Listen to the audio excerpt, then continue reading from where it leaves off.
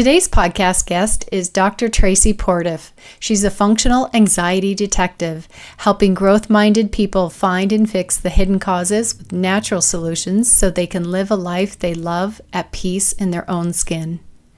Traci received her PhD from UC Berkeley, where she participated in a joint program with the UCSF Medical School as a Javits Fellow. As a psychiatrist's daughter, former medical anthropologist, and recovered debilitating anxiety sufferer, she sees a unique way out of the mental health epidemic through our relationship with the genius of nature that she is on a mission to share with the world. I can't wait for you to meet Dr. Traci. Welcome, Dr. Traci, to Discover WellBeing. I'm really excited to have this conversation. Let's start with a little history so everyone can understand how you developed your expertise and success. Thank you, Allison. I'm excited to be here as a fellow entrepreneur and former debilitating anxiety sufferer. And I'm just fascinated in how the brain works and also how we create cultural beliefs around how we think we're supposed to live our lives with some kind of promise of an outcome that doesn't deliver and what we need to do instead to actually get what we want. And I grew up with a father who is a psychiatrist, and he had us helping out in his office. And so I grew up behind the kimono of psychiatry, especially at the time. And I know it's evolved to some extent, but a lot of it stayed the same.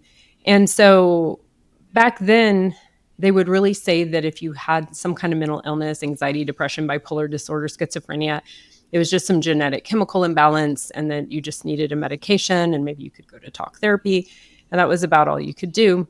And people loved my dad. Like, he really did help a lot of people who were unable to function, recover some kind of functionality. But what I knew didn't happen is they didn't fully resolve their issues. And they were lifelong patients, most of them. When I was 19, I had a panic attack. I was in college, and I was scared I would just be stuck like that forever. I thought, if it's a genetic chemical imbalance, then this must be my genes. That must mean I'm stuck with this forever. And that wasn't an identity or reality I really wanted to sign up for. Call it stubbornness, call it denial, call it whatever you want, naivete. I was like, forget this. I'm not going to do this, or I'm not going to play this game. And so that opened up a curiosity about how can we actually stop this from being our reality instead of just resigning ourselves to it and just trying to cover up symptoms. Medications really weren't a good option for me. And I won't go into that right now, but it intuitively didn't feel good. And I also, because of the way my metabolism works, I tend to have, if there's a side effect, I tend to have it. And so there were multiple reasons. And intuitively, it just didn't feel like quite what I was going for. I do want to be clear, I do not judge any of you who are on medication. That's not where I'm coming from at all. Sometimes you need to get your head above water, but just like having a cast or crutches, you don't keep that on forever. You ideally heal, so you don't need that anymore. And most psych drugs, especially for anxiety, like benzodiazepines and a lot of other psych meds, they were designed for, especially anxiety meds, they were designed for an airplane ride. They weren't designed for you to stay on forever and ever. Most of the trials only covered about 2 weeks of treatment. And so people stay on these for decades and don't realize how much of their daily reality is being seen through the lens of the medication. So I don't want you to go get off your medication, because you have to wean really slowly and be under care of a professional. And I don't want you to feel bad about medications, but it's important to understand that they don't actually solve the problem, especially when it comes to anxiety. I have a friend who's like a colleague who's like a pharmacology savant, and she's impressive. Her brain is like nuts smart. And she told me, she said, it's just known in pharmacology that anxiety is one of the hardest things to remediate with medication. It's like trying to push a ball under the water, and then if you let go, it just bounces right back up. It's like the more you resist it, the more it persists. And I'm going to tell you why in a minute. So anyway, I deal with anxiety. I get to grad school, and guess what? It got worse, not better. Like doing a PhD, it's not a relaxing process. I was at UC Berkeley in a joint program with UCSF Medical School, and it was a lot. And sometimes when you go to some of these top tier universities, you don't get the same level of support. The professors are under a lot of stress themselves, and so it's not as supportive of an environment. UCSF Medical School is actually more supportive. So anyway, I had horrible anxiety, panic attacks, and so then what I was doing is in grad school, I started out as a medical anthropologist. So I was studying how humans from across different cultures, from indigenous cultures to highly industrialized cultures, how we deal with illness, the fact that we live in bodies that get sick, grow old, and die in that whole process, and how people combine different strategies like traditional indigenous medicine, conventional biomedicine, holistic, integrative, religious, spiritual, mystical, all the things, anywhere from shamanism to biotech. That interested me. And one of the patterns I kept seeing in ethnographies, which are where people will go, an anthropologist will go to a community and live with people and then just get to know them and write about it. It's subjective. And so people who had been working in communities, indigenous communities for a long time, started to write about how people suddenly were starting to eat, they called it a Western diet, but an industrialized diet. And they start drinking Coca-Cola and eating processed food. They start getting exposed to a lot more toxins because of what they're using in their daily lives, the personal care products, but also using more and more pharmaceuticals, and also having a lot of their environment and like water supplies contaminated by industry. So this starts happening, and then boom, now suddenly their cancer rates are like through the roof. Their obesity or diabetes, obesity, but also mental health issues like depression, anxiety, other kinds of severe mental illness. And I'm not saying they never got sick or had mental illness before, but the frequency and intensity and severity of it just was undeniable, right? And so what I realized reading this was like, oh my gosh, anxiety isn't a genetic chemical imbalance. It's a cultural issue and it's an environmental issue. And that really changed how I saw chronic illness too. Same thing, right? And around then, my mom got Crohn's disease, and she was so sick, she almost died 3 times. One time, she almost died from Crohn's, from bleeding out. And 2 other times, she almost died from reactions to the medications, from side effects from medications, from the immunosuppressant drugs. Something in me just knew my mom was sick because my father was a psychiatrist, but he did have unresolved trauma and mental illness, and it came out in the form of rage, directed at us, not his patients. He behaved really well for them, and a lot of other stuff. But anyway, so I knew that the way she was eating, the way she was living, she grew up in a really contaminated refinery town where Phillips Petroleum had a refinery, and they were contaminating the water, the air, everything. And so she grew up with that. I'm pretty sure she had mitochondrial damage. And then she was in a marriage that was emotionally toxic and abusive. And then she compensated with binge eating toxic food that wasn't good for her. And she also didn't want to go work at his office, and he wanted her to. And if she was sick, she didn't have to go. And she really was sick. She wasn't pretending. She was very sick. But I feel like that whole combination made her so sick. And I thought, if we could move the dial, we could get her eating nourishing foods, get her eating and living in a way that's more aligned with her evolutionary biology. Because that was my conclusion. We're not eating and living the way we evolved to live. We're not aligned with our evolutionary biology. We think nature's something outside of us. We have a culture, we've normalized this toxic culture that's trying to go out and conquer nature and override nature and bend nature to our will, as opposed to the humility I would read about. And sometimes we over-romanticize indigenous cultures, but one thing I just thought was so beautiful that resonated, and I think we all resonate with this when we hear this, if we're really attuned, is that they would try to learn how they would try to study nature, understand nature, and work with the intelligence of nature. And I realized we have this inner genius. We have the genius of nature within us. It's not outside of us on a hike or a camping trip. It's what we are. And that if we don't live in ways that work with nature's intelligence, that's where mental and physical illness that aren't separate at all. They're the same. Mental and physical, not separate. We talk that way, yes. Not real. So anyway, that's my background. And so we did get my mom with lifestyle change and just a couple of pretty good supplements. And my mom ended up going into remission. It's called quiescent. She's been quiescent or in remission from Crohn's since 2004 with her colon intact and no immunosuppressant drugs. And I wondered, why could I figure this out? And all these doctors and scientists couldn't. I don't know. And a lot of it has to do with the politics of medicine, yes, and the politics of the embeddedness. And this will circle around to you as an entrepreneur, especially if you work in corporate culture. And this isn't a conspiracy theory. It's just a shadow side of human nature, which is, if you look at the relationships between big pharma, big ag, and other big industry, there's perverse incentives that sacrifice human well-being and sacrifice the planet. And that's a fallacy. The thought that we have to choose between making money, having success, having abundance, feeling safe financially, having food on the table, providing for our family, having a good life. We have to choose between that and the well-being of the whole. That's a fallacy, because we have, as humans, one of our gifts is innovation.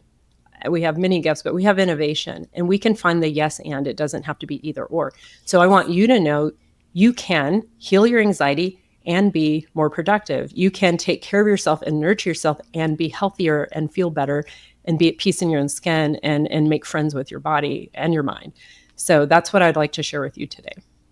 Wow. I want to say thank you for going in depth and giving the backstory, because it is by design that you are here in the position that you are to support, because it has been that lived experience.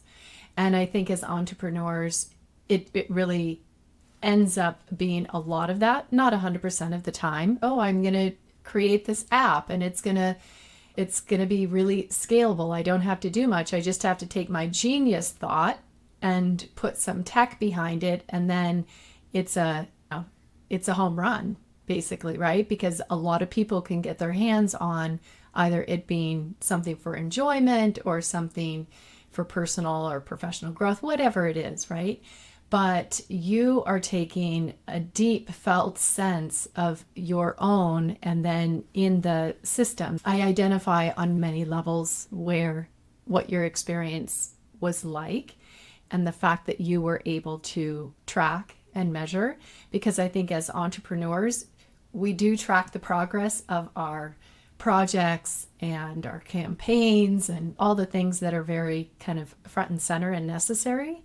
But it's the tracking, the moment by moment, our mental state, our physical state, and this energy, and how well that we can take care of ourselves and have a healthy business that's thriving. Right. I'd love for you to maybe pivot into the brain states and how people can identify, or just to go a little bit deeper so someone can have a real what we were talking about. Before that, we had spoken earlier about brain states and delusions and illusions of productivity. Yeah. One thing I want to throw in, I feel like sometimes when I tell my story, it's too long because there's 4 or 5 phases to it. And that's probably how we all are in reality. We're more complex. But what ended up happening is I did stumble into functional medicine after grad school. So that I ended up pivoting into that. And the situation with my mom made a big impact. Also my own health issues, because I didn't just have anxiety. I had digestive issues. I had like inflammatory stuff. And I had trouble recovering from a car wreck. And so what ended up happening was I completely changed my life. I started meditating. I started taking care of myself. I started eating more in alignment with how I think we evolved to live. I don't think there's one right diet within the realm of real food. I think we have to figure out, we have different ancestry and genetics and personalities, and also different needs at different seasons and seasons of our lives. But I really tapped into taking care of myself. And one thing that's interesting is I moved to Spain and I had a great time, and I lost 50 pounds without dieting because I used to be overweight. And I realized, wow, even the obesity epidemic is cultural, right? Now they're having these issues in Spain too. Not as bad as here, but it's become an issue, right? Because they're eating more processed food and driving more cars, walking less, right? And getting more stressed out. And I did just a couple of years ago live in a home that was contaminated, and I was a little slow on the uptake, which was slightly embarrassing given my profession. But it had peeling lead paint and toxic mold, and I got so sick. I was really, my brain and my kidneys were shutting down. My vision was getting really blurry. I was in excruciating pain. I could barely walk. I was exhausted, fatigued. But what was interesting is, and I also had a partner with Lyme, which normally we don't think of that as something spread through saliva, but I've done some deep dive talking to actual people who are researching, like looking at saliva video microscopy. They look at people's saliva under a microscope and watch it in video form and watch the behavior of the Lyme spirochetes, and learn that it can be passed through saliva, especially if you are immunosuppressed, which mold toxins are used to suppress the immune system for organ donation, organ transplant recipients. Yeah, so I was immunosuppressed and then exposed to Lyme. So anyway, I had all 3 of those at once. But what I want you to know is I had perfect self-care. I was taking perfect care of myself, and I still had horrible anxiety because my brain was being poisoned. My nervous system was being poisoned by environmental toxins. So that's why it's important. I want you guys to know that your self-care really has 3 realms. And one of them is going to be obviously your lifestyle, which isn't just diet and exercise, actually nutrition, like nourishment and movement, because a lot of diet and exercise comes from a history of self-rejection. I hate my body. It's not good enough. I need to burn calories so I'll be lovable.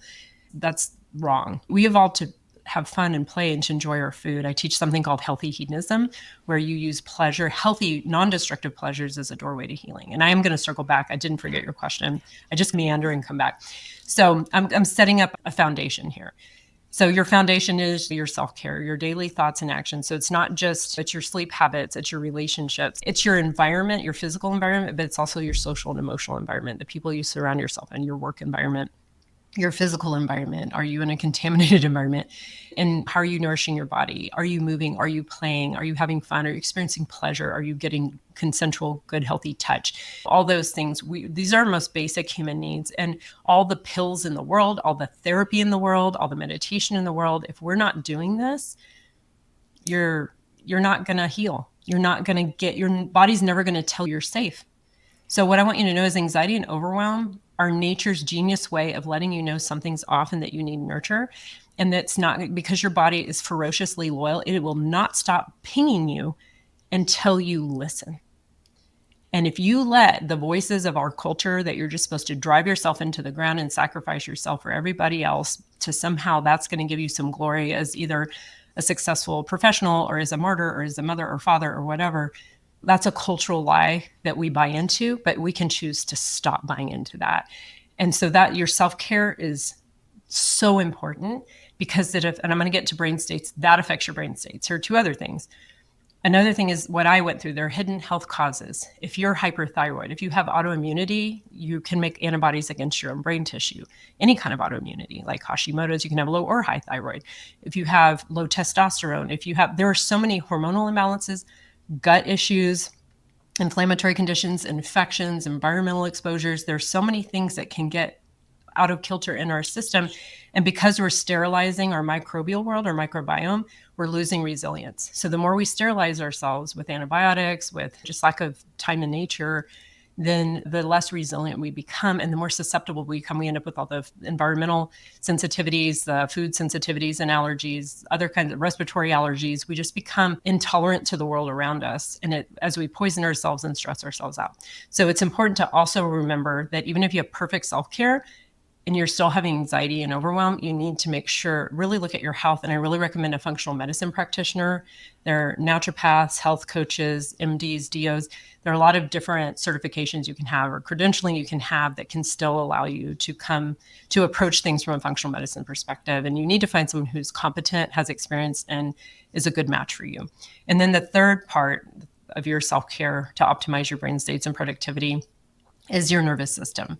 And that's where we see tools like meditation, breath work, there are all kinds of neuro hacks, I guess you could call them, like things you can do with your focus and your brain to restructure your nervous system and brain. You can literally change the neurological connections in your brain and reshape the different parts of your brain to go from a traumatized stress brain into a thriving, happy being brain. And there are things you can do in 5 to 15 to 20 or 30 if you want to spend the time, minutes a day, but as little as 5 minutes a day, you can change your brain. And so it's important to make that a priority. And then of course there's therapy, there's dealing with your thoughts and beliefs because those change your biology. I teach something called top down, bottom up. So top down is how your thoughts and consciousness changes your biology. There's tons of scientific evidence on this. And then there's the bottom up, how your physiology shapes your perception of the perceptual lenses through which reality and shapes your thoughts and your consciousness. So if you don't address things top down and bottom up, if you don't address I call it a lifestyle makeover because makeovers are fun. It should be fun and enjoyable and do some nervous system work and you get your health really optimized, then your ability, what you can do in the world, you're unstoppable. You have to adhere to the laws of physics. But other than that, you're unstoppable. And now I'm going to actually answer your question, Allison. So here's the deal. When we're stressed out, the way our brain works is we pinch ourselves off from our wisdom brain. So when we're in fight or flight or agitation, we're pushing through, we're overriding our bodies, we're not meeting our most basic human needs, our efficiency as a human goes down. So have you ever tried having a really slow internet connection and getting work done on the internet? Or if your computer's freezing up and it's not really working, and you sit there and you can spend an hour and get nothing done.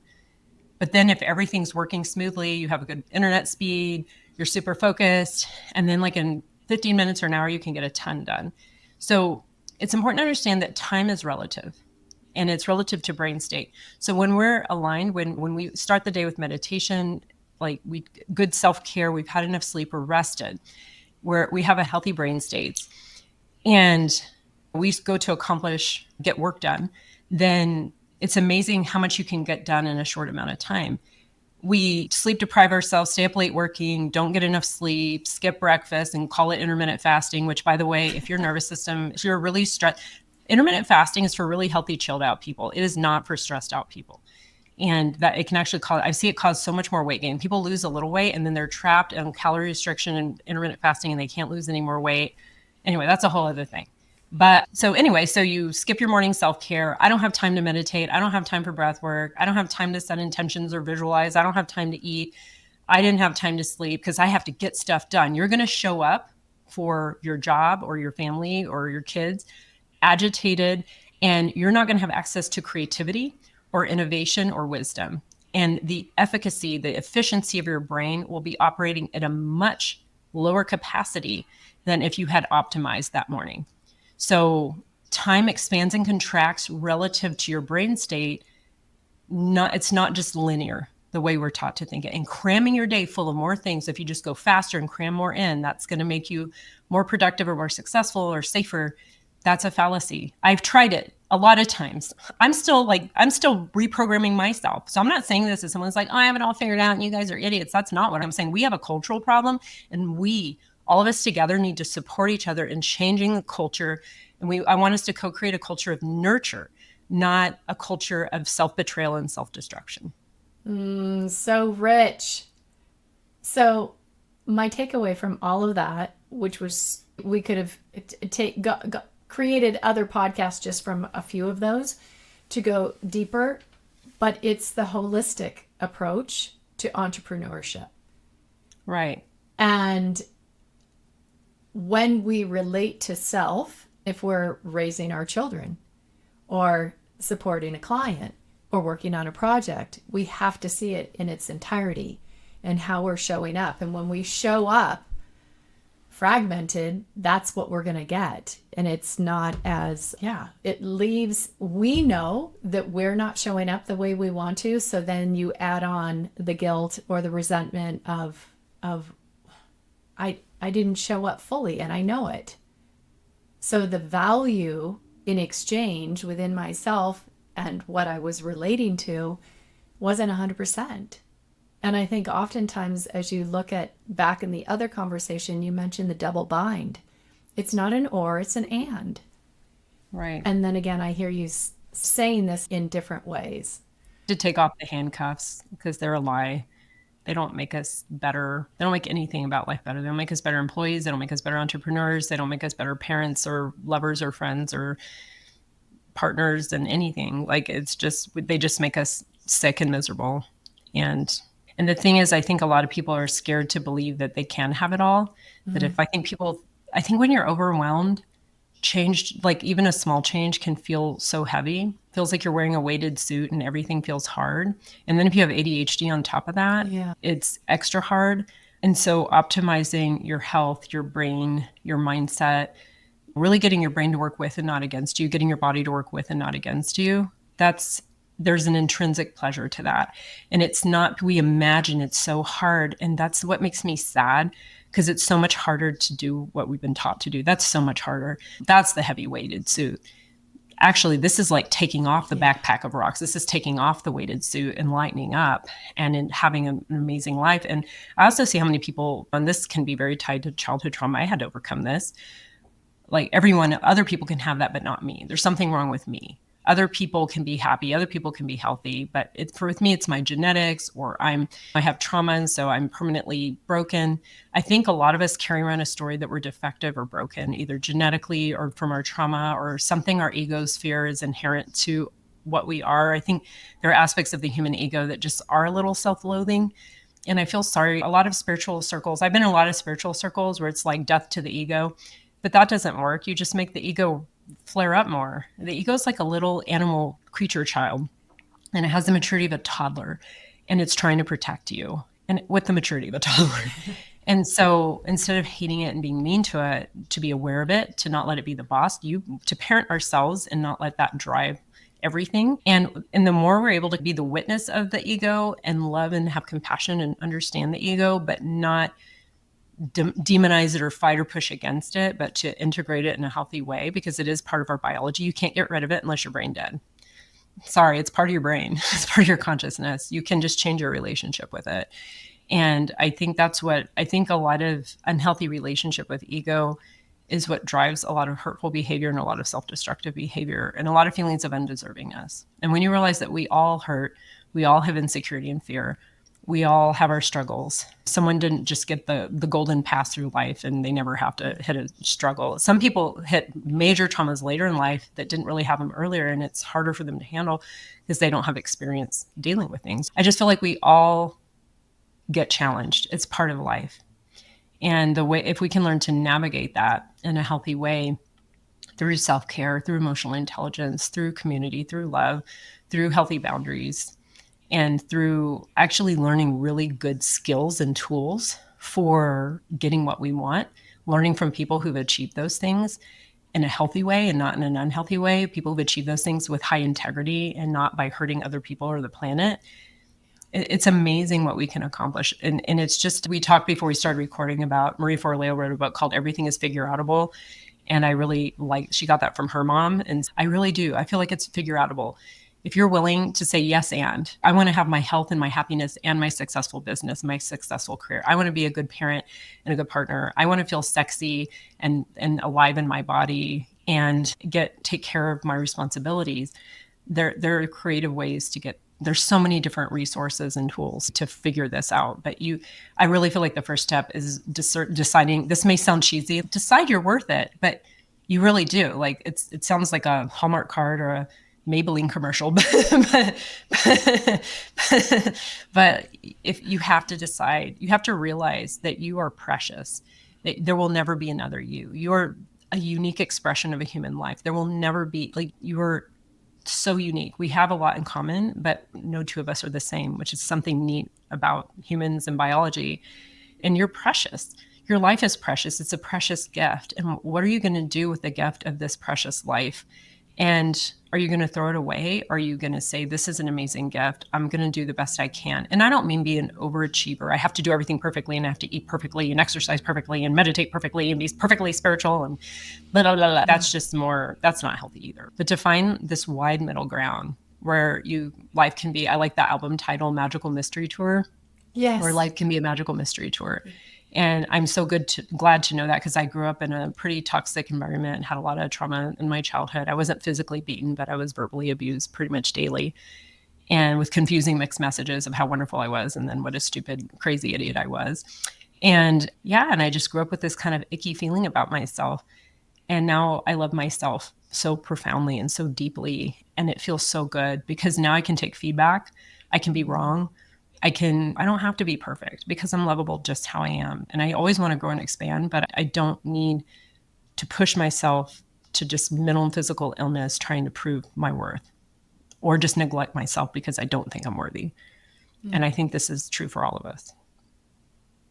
Oh, then again, the personal aspect being woven into how you're developing your business, a new identity, let's say, of entrepreneur. And you see just so many examples of how it can be done, how to do entrepreneurship. And so people do the doing, but forget that the being comes first. Yeah, we have to be a human being, not a human doing. Yes, yes. So even the fact that if you were to ask entrepreneurs, what is there a value even of self-worth, self-love, self-care in my business? Does it play a part? Not everyone can answer yes.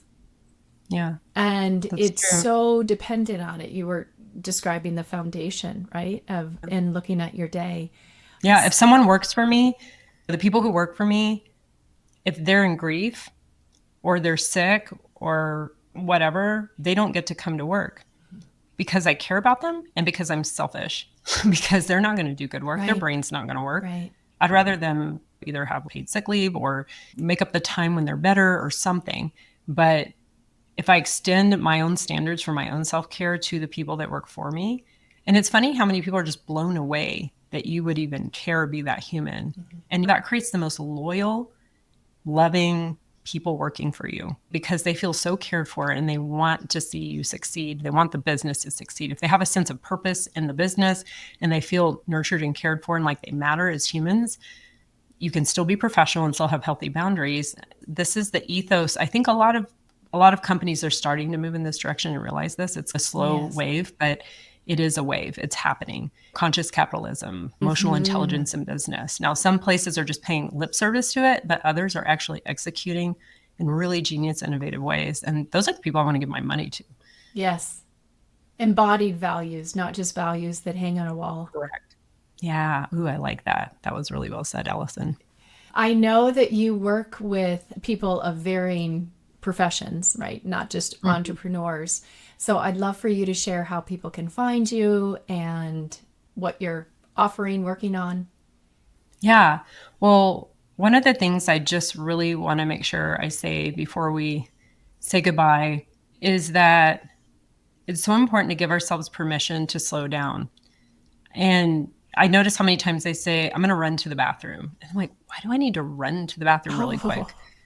Why can't I saunter to the bathroom? You know what I mean? And just the rushing. And so just slowing down and moving at half speed. Every once in a while, I have a high glutamate brain. This is something I know about my biology. So that's why I talk and think fast. And it sounds normal to me. And it sounds like 1.5x or to 2x to everybody else.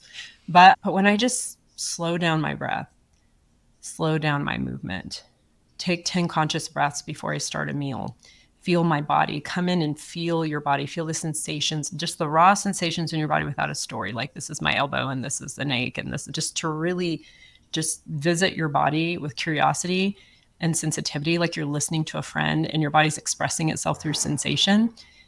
And we slow down like that and we take care of ourselves and we're not super agitated. We're going to get agitated sometimes because we're human, but we're not living that way by default. Then it's really interesting what happens because our nervous system starts to calm down. We start to have access to more productive wisdom brain, as I previously mentioned, and time. So instead of now being this blip that just goes by so fast, you can never catch it. Like you're living like you're chasing something or being chased. When we meditate or just come into our body, breathe, slow down, meditation really is just being and feeling, like just sitting and breathing and feeling and being with what arises with curiosity. And there are so many different techniques for keeping your mind busy or keeping your attention while you do it. I have really good ones, by the way, that also have good ways to make yourself really blissful and euphoric. So you enjoy meditating. You don't feel like it's like something you have to do out of obligation. You can fall in love with it. I really believe in creating a life, being the artist of your life and falling in love with your life. So you're not using willpower because you don't need willpower when you're in love.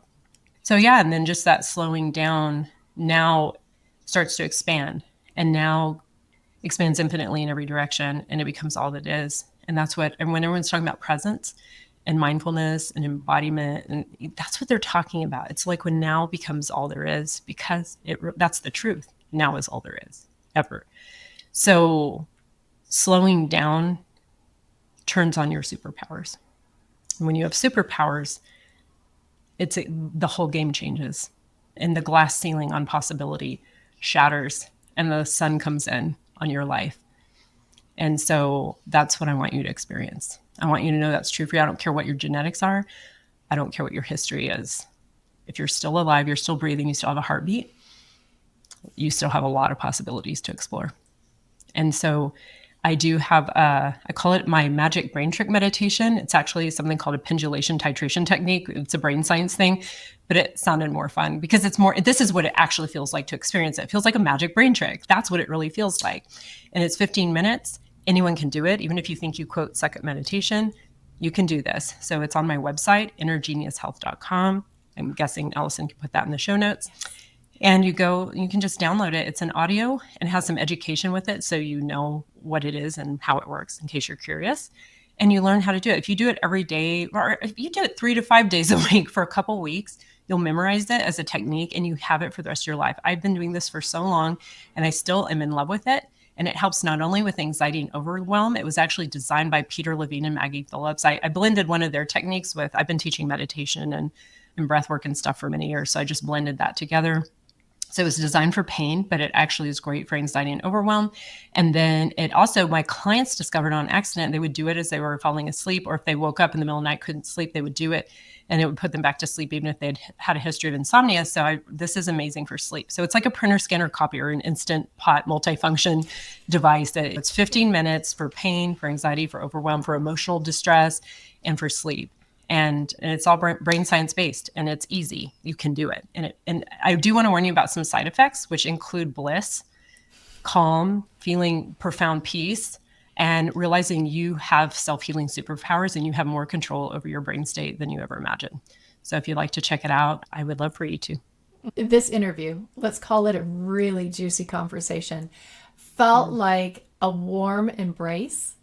Oh, good. And also just with a hint of, a really big hint of empowerment, because you speak from that place and truth. The truth is everyone is empowered, and then they need to fill in the blank, explore these different areas. Yeah. And you've really illuminated a lot of different ways they can reach out to you, but also just continue this journey of self-healing, self-care, and self-leadership. Mm-hmm. And I do work with people one-on-one, and I occasionally do groups. So if you go to my website, you can get the meditation there, but also if you're interested in finding out more about my services, you can schedule a complimentary call to apply to work with me. And by apply, I just mean, let's see if it's a win on both sides, if it's a yes on both sides.